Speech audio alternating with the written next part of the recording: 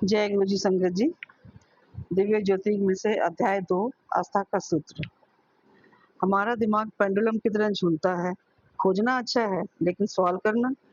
मेरे में भी बहुत कमियां हैं और उसमें से एक है प्रश्न करने की प्रवृत्ति। गुरुजी ने महासमाधि लेने से पहले एक बार मुझसे कहा, तुम्हारा दिमाग ही तुम्हें सच्चाई से अलग करता है। अनीता, जब जवाब अगर चाहते ने तो आया कर, बस आंधे रहा करो और आंधे आंधे जवाब मिलेंगे। शब्द सुनन नाल, सत्संग सुनन नाल, लंगर खान नाल अपने आप बदलता है सब कुछ। ते बदलते बदलते समझ आएगी, फिर कल्याण ही कल्याण। बस आया करो ते हाजिरी लगाया करो। मेरे नाल टेलीपैथिक ते गल करो। एक दिन आएगा सारे सवाल खत्म हो जाएंगे, क्योंकि वो तुम्हारा सरेंडर होगा। अंत में सरेंडर ही अंदर है। फिर देखो महापुरुषों के नजारे। फिर गुरुजी ने कहा, और किथे तुहानू इन्नी आसानी नाल ब्लेसिंग मिलनी है ने? लंगर खाओ ते शब्द सुनो। गुरुजी मौज विच रहो। लोगों को टाइम ही नहीं है रब वास्ते। मंगन आंदे ने सारे लोग अपना टाइम तक देना नहीं चाहते। गलत काम विच लोग पै गए ने। उठी चल रही है दुनिया, रब नू कोई याद नहीं करता। गुरुजी का आशीर्वाद कोई इंस्टेंट कॉफी नहीं है कि तुम सब संगत का हिस्सा बन जाओ। सत्संग सुनो, लंगर खाओ और संतुष्ट हो जाओ।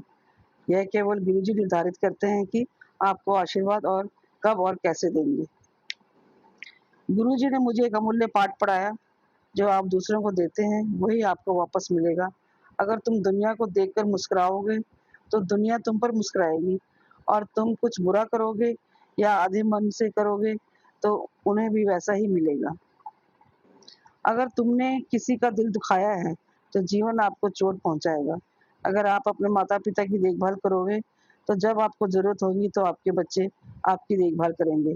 लेकिन अगर आप उनकी उपेक्षा करेंगे तो आपकी भी उपेक्षा होगी। हमारे कर्मों के आधार पर ही हमें नए पुरस्कार या संघर्ष प्राप्त होंगे।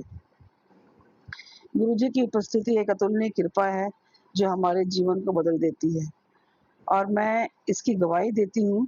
जिस क्षण से हमें गुरुजी के चरण कमलों में प्रणाम करते हैं, अपना सिर झुकाते हैं और गुरुजी अपना काम शुरू कर देते हैं। गुरुजी की उपस्थिति में जीवन एक अलग तरह से चलता है। गुरुजी की उपस्थिति से, उनके स्वीकार करने से मेरे कर्मों की तीव्रता कम हो गई। मेरा उद्देश्य उनके प्रकाश को खोजने और समझने का हो गया है। गुरुजी ने अपनी कृपा अपनी संगत में बांट दी। उन्होंने मेरे अस्तित्व को और अर्थपूर्ण और गहरा किया। उन्होंने मुझे सिखाया कि परमेश्वर और उनके बंधुओं पर भरोसा रखो। उन्होंने मुझे प्रेम की शक्ति सिखाई। मेरे आंतरिक और बाहरी दृष्टिकोण को बदल दिया। गुरुजी अपनी शक्ति से अपरिवर्तनीय को भी बदल सकते हैं। भौतिक सुख सुविधाओं के साथ साथ आध्यात्मिक विकास द्वारा वो हमें सच्चा आनंद देते हैं और हमारे जीवन में संतुलन प्रदान करते हैं।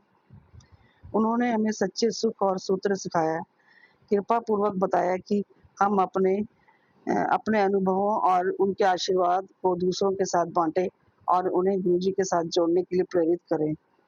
इससे मन की शांति बढ़ेगी और हम सबको अनंत गुरु कृपा प्राप्त होगी। गुरुजी ने हमारे जीवन के लेख को फिर से लिखा, हमें प्यार किया और हमारी अंतरात्मा को उनके दिव्य प्रकाश की तलाश करने के लिए प्रेरित किया। जब गुरुजी ने महासमाधि ले ली तो हम में से अधिकांश संगत ने उनके शारीरिक उपस्थिति के बिना अकेला महसूस किया। कुछ संगत तो मंदिर में प्रवेश करने से ही मना कर दिया। दिमाग में बहुत प्रश्न आ रहे थे। समय के साथ गुरुजी ने इनके उत्तर बताए। जिनका विश्वास लड़खड़ा रहा था, उस संगत का विश्वास वापस लौटाया।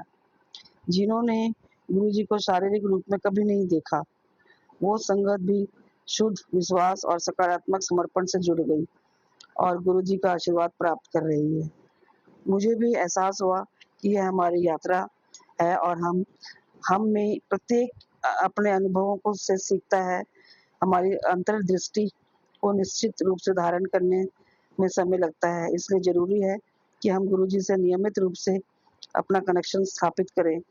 केवल नियमितता के माध्यम से ही हमारी समझ और बुद्धि विकसित होती है, उससे सही दिशा मिलती है।